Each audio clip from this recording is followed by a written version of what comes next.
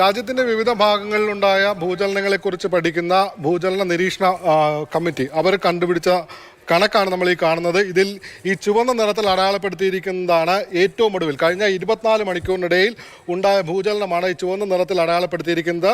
അത് നിർഭാഗ്യവശാൽ അത് കേരളത്തിലാണ്. കേരളത്തിലെ ചുവന്ന നിറത്തിൽ അടയാളപ്പെടുത്തിയിരിക്കുന്ന മേഖലയിലേക്കാണ് നമ്മൾ പോകുന്നത്.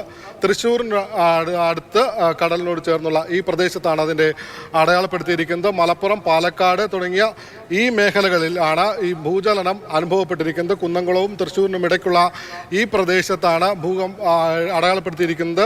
ഇതിൻ്റെ കൂടുതൽ വിശദാംശങ്ങളിലേക്ക് വന്നാൽ 3 തീവ്രതയാണ് ഈ ഭൂചലനത്തിൽ രേഖപ്പെടുത്തിയിരിക്കുന്നത്. അത് എത്ര നേരം നീണ്ടുനിന്നു എന്ന് ചോദിച്ചാൽ 8:15 ഭൂചലനം അനുഭവപ്പെട്ടിരിക്കുന്നത്.